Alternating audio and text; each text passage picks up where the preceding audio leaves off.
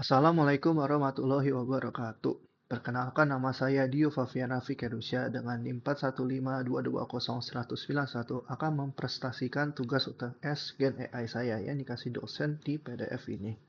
Di mana untuk soal pertamanya tuh jelaskan artikel pada link berikut ini. Nah, di artikel ini namanya Intention is all unit yang ada 15 halaman. Nah, di sini di tugas satunya saya akan menjawab ya, di mana saya ringkas dan dibantu sama AI juga untuk memperbaiki kalimat-kalimat dan menambah informasi yang mungkin saya lupa ngasih di sini.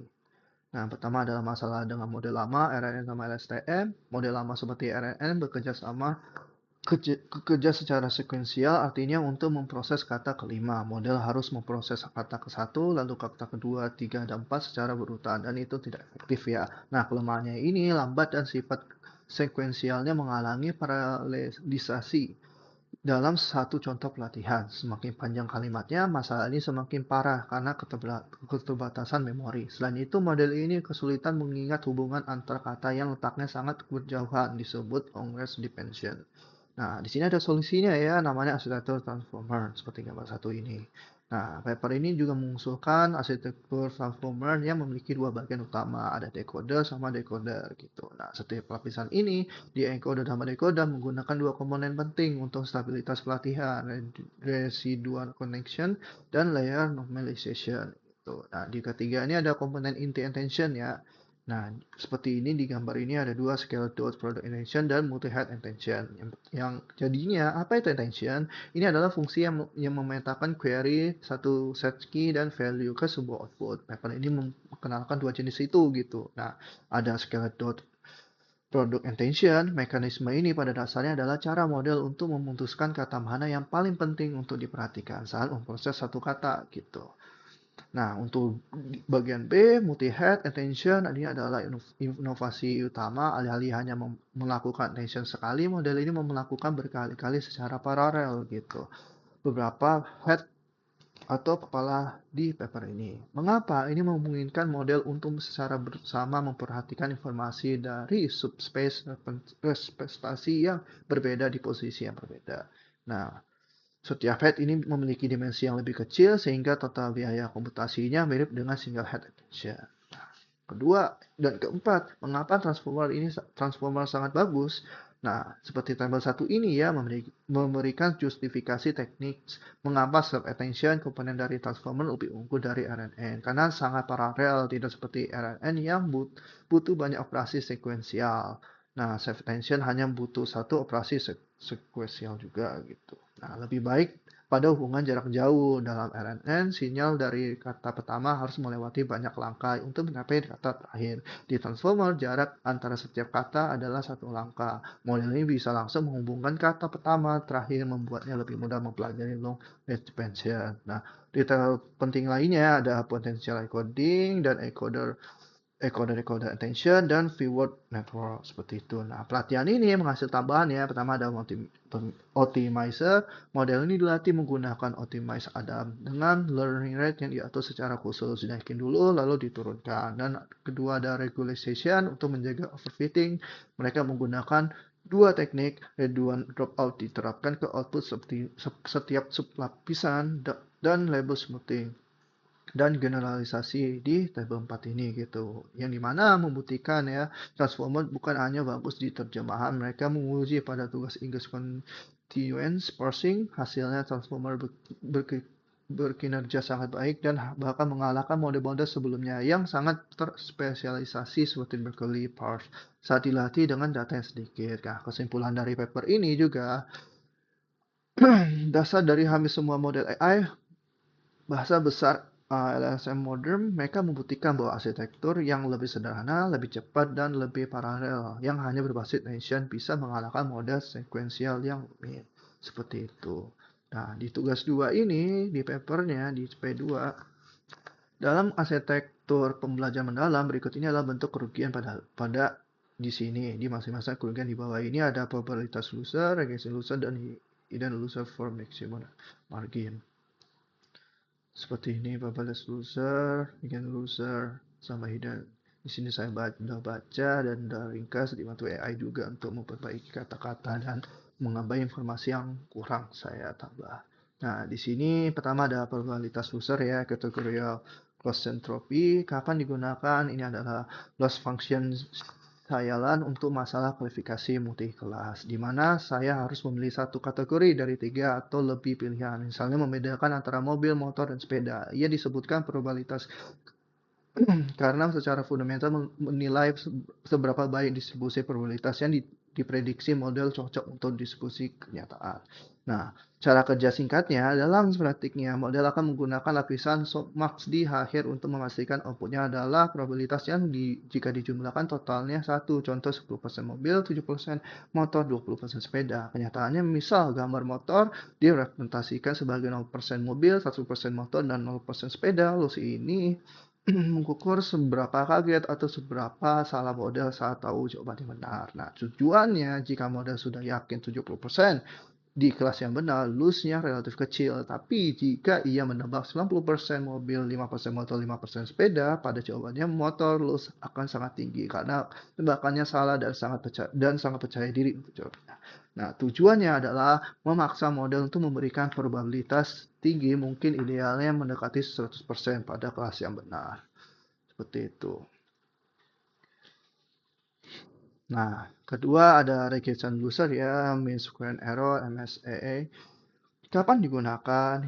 Ini adalah loss function paling umum untuk masalah regresi, di mana tujuannya adalah memprediksi nilai numerik yang kontinu, misalnya memprediksi harga rumah, suhu besok, atau sisa stok barang di gudang. Cara kerjanya persis seperti namanya, rata-rata dari kuadrat kesalahan proses, hitung selisih error antara nilai prediksi model. Misalnya tebakan harga 450 juta, dan nilai kenyataannya misalnya 500 juta, error 50 juta. Kuadratnya selisih tersebut 50 pangkat 2 sama dengan 2500. Model ini dilakukan untuk semua ini untuk semua data dalam bat, lalu mengambil rata-rata dari semua hasil kuadrat tadi. Nah, tujuannya kekuatan utama MSE adalah pada kuadrat ini memberikan hukuman yang tidak proporsional pada kesalahan besar bagi model. Meleset 10 poin, loss 100 jauh lebih sakit daripada meleset 5 poin, loss 25. Ini memaksa model untuk belajar dengan cepat menghindari prediksi yang sangat fatal. Namun ini juga kelemahannya MSE sangat sensitif terhadap outliner data kecilan. Satu data yang sangat aneh bisa merusak loss dan mengganggu proses training. Dan Eigenloss Eigenloss Kapan digunakan? Ini adalah loss function klasik yang digunakan untuk klasifikasi maksimum margin yang dipopulerkan oleh support CVM. Ini paling umum untuk klasifikasi biner dua kelas, di mana labelnya tidak lagi 0 dan 1, melainkan plus 1 kelas positif, misalnya spam, dan min 1 kelas negatif, misalnya bukan spam. Cara kerja singkatnya berbeda dengan cross entropy yang peduli probabilitas, Genlus hanya peduli apakah prediksi skor saya berada di sisi yang benar dan cukup jauh dari batas pemisah. Anggap saja ada batas aman margin di plus 1 dan min 1. Tujuannya jika tebakannya benar dan yakin misalnya skor prediksi plus 1, padahal kenyataannya plus 1, maka loss sama dengan 0. Model berhenti belajar dari data itu karena dianggap sudah cukup baik. Inilah beda utamanya. Hidden loss puas jika sudah melewati margin. Sementara cross entropy ya, akan terus mendorong prediksi agar lebih yakin. Jika tebakan benar tapi kurang yakin, misalnya skor plus 0,5, atau jika tebakannya salah, skor negatif, model akan dihukum untuk mendorong skornya melewati margin. Seperti itu. Nah, di tugas 3 ini, yang dimana di sini ada disuruh pakai teknik pencarian shape of thought ya, yang mana ada sebuah kalimat, sebuah toko buku menjual 650 buku dalam satu bulan. Dari jumlah tersebut 25% adalah buku fiksi dan 35% adalah buku non fiksi. Sisa dalam buku pelajaran, berapa banyak buku pelajaran yang terjual pada bulan ini, seperti itu. Nah, untuk itu saya mau ngasih tahu dulu bagian-bagiannya tadi udah dijelasin dari kalimatnya. Dan di sini saya akan mulai rantai pemikirannya ya. Nah, kan pertama kayak tujuannya apa gitu ya. Nah, tujuannya itu adalah menemukan menemukan jumlah bukan persentase dari buku pelajaran yang terjual. Nah, langkah dua, informasi yang dimiliki dari kalimat ini tadi total buku terjual dan 600 buku ya. Ini adalah 1% dari penjualan.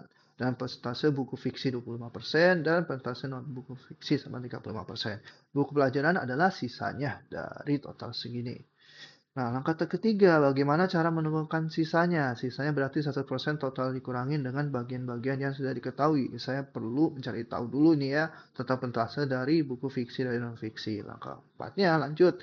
Menghitung total persentase fiksi dan non-fiksi. Saya akan menjumlahkan persentase kedua kategori tersebut, 25% fiksi plus 35% non-fiksi sama dengan 60%. Jadi 60% adalah total buku yang terjual bukanlah buku pelajaran. Dan langkah kelima, lanjutannya, menghitung persentase buku pelajaran. Sekarang saya bisa mencari persentase sisa milik buku pelajaran. Total persentasenya 100%. Persentase ini diketahui 60% sama dengan 40% gitu ya. Nah, sekarang saya udah tahu bahwa ada 40% dari total penjualan adalah buku pelajaran. Yang mana tadi 60% adalah buku tersebut dan 40% adalah buku pelajaran. Seperti itu.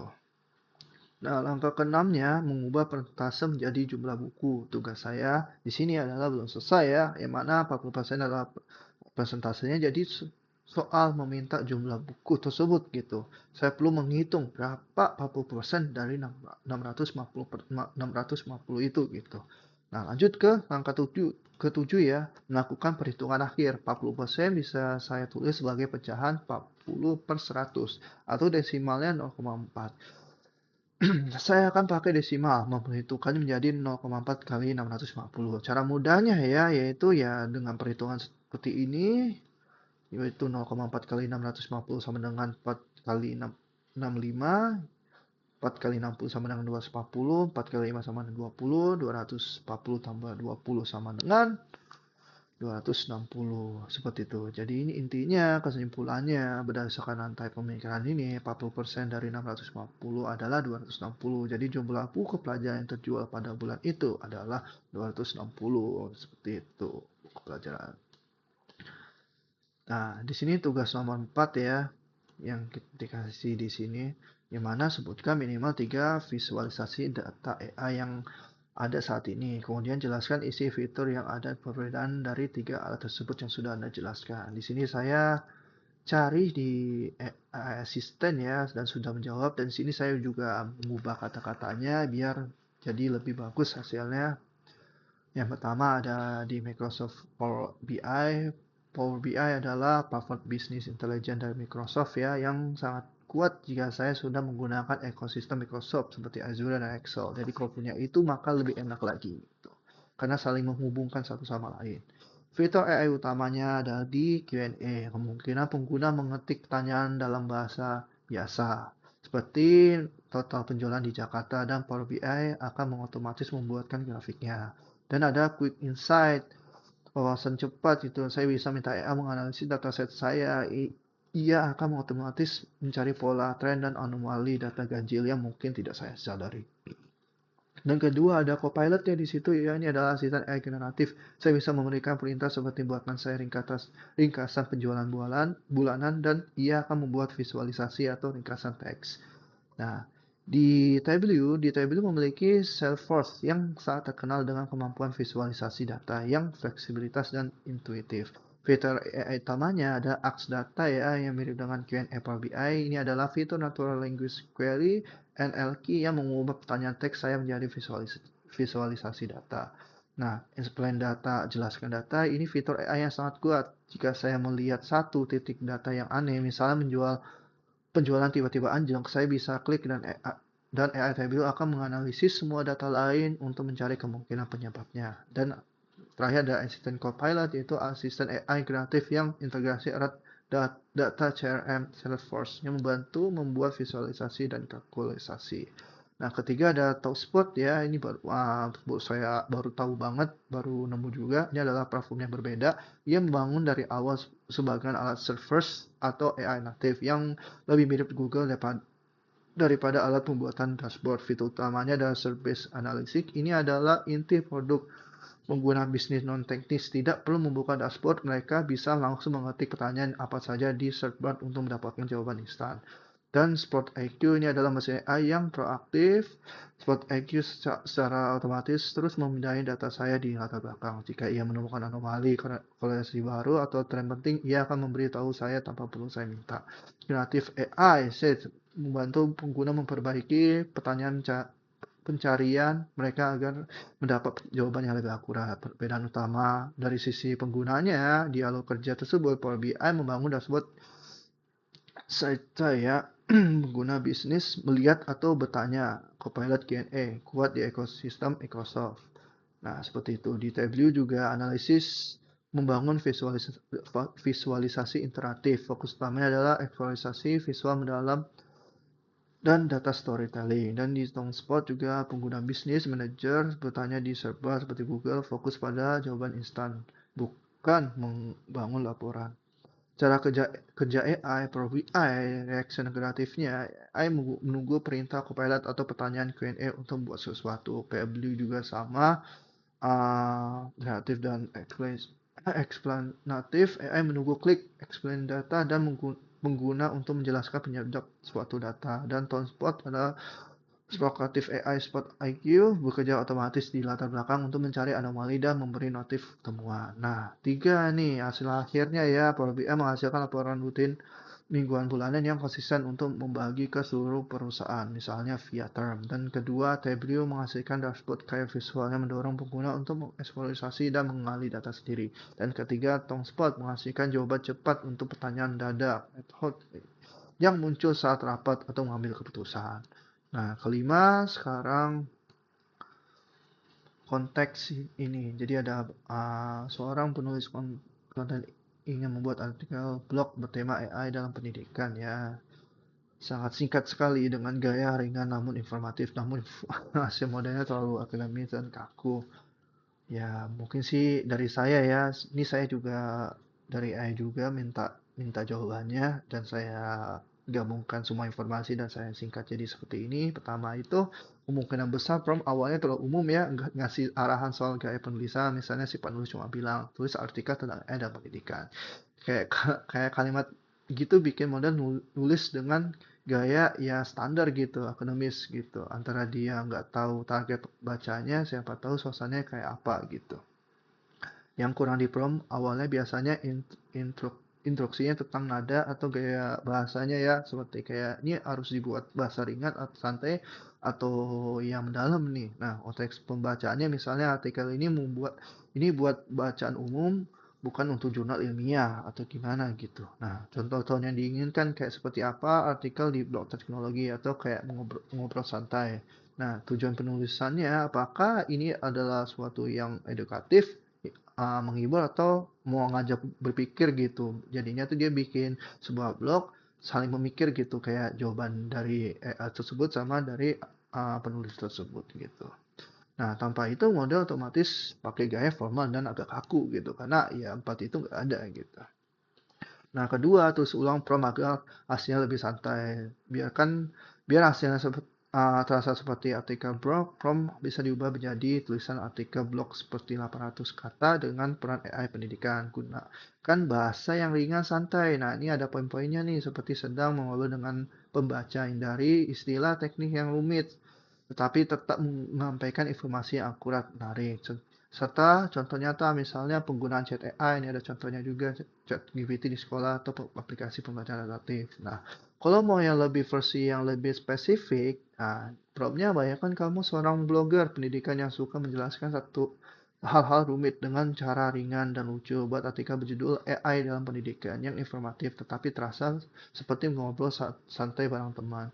Nah, bagaimana cara saya menguji bahwa prompt baru lebih efektif? Ada beberapa cara ya. Ngetesnya apakah prompt barunya lebih ringan, lebih bagus dari yang lama. Bandingkan hasil langsung yang A sama B tersebut dites menggunakan prompt lama dan prompt baru. Lalu lihat hasil tulisan dari keduanya. Baca dan nilai mana yang lebih natural, menarik, dan enak dibaca. Seperti itu. Coba kita lakuin ya.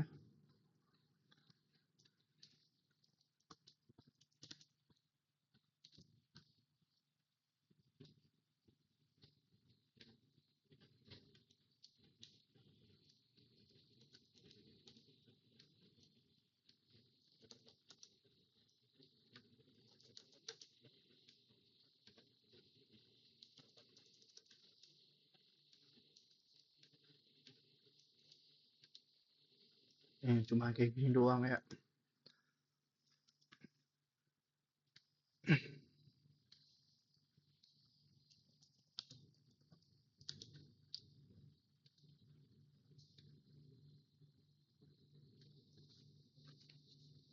Hasilnya akan beda gitu. Bukan sebenarnya sih ya nggak jauh-jauh, cuman lebih kayak sempurna gitu karena lebih spesifik gitu. Oke, sebelum kita jawabannya selesai, kita ngejelasin dulu ya.